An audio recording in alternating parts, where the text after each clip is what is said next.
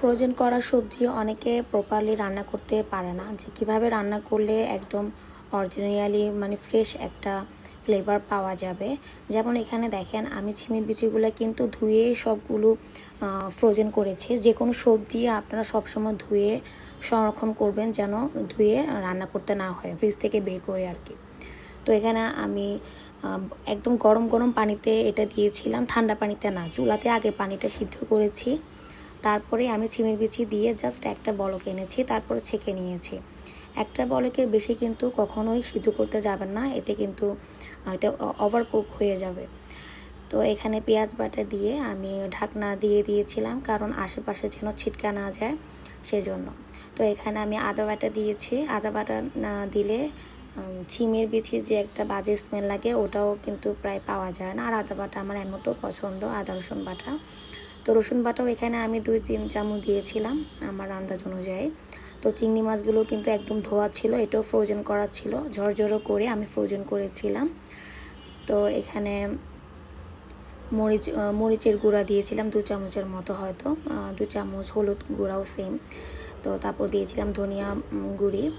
এরপরে লবণ দিয়ে এটাকে একটু কষাবো। কষানোর জন্য প্রথমে অল্প একটু পানি দেবো, বেশি পানি দেবো না, অল্প পানি দিয়ে আমি ঢাকনা দিয়ে দেবো। তো এখানে চিংড়ি মাছ সম্পর্কে একটা কথা বলি। চিংড়ি মাছ সবসময় ধুয়ে আমি কি করতাম আগে, মানে এটা আন্দাজ বোঝা যেত না যখন আমরা রান্না করি। বারবার যখন চিংড়ি মাছটা আমরা নর্মালি বের করে রাখি, এটা বারবার কিন্তু গলে যায়, যার কারণে পরে চিংড়ি মাছটা খাওয়ার আর কোনো মজাই থাকে না। সেজন্য আমি চিংড়ি মাছগুলি বড় আকৃতি করে আলাদা আলাদা করে রাখি, যেন আমার ঠিক যতটুকু পরিমাণ রান্না করতে প্রয়োজন আমি ততটুকু চিংড়ি মাছটা নিয়ে বাকিটা আবার ফ্রিজে রেখে দিই। এতে আমার কি হয়, চিংড়ি মাছগুলো সবসময় টাটকাই থাকে। এই টিপসটা আমি নিজে নিজে কিছুদিনের মধ্যে মানে অভিজ্ঞতা করেছি। তো সেই অনুযায়ী এটা আমি এভাবে করি, আপনাদেরকে জানিয়ে দিলাম।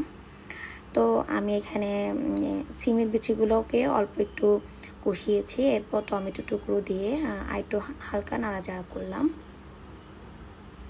হালকা নাড়াচাড়া করার পর আমি এখানে পরিমাণ মতো পানি দেব। আমি একটু ঝোল দিতে পছন্দ করি ছিমের বিচিতে, আর কারা কারা পছন্দ করেন আমাকে জানাবেন।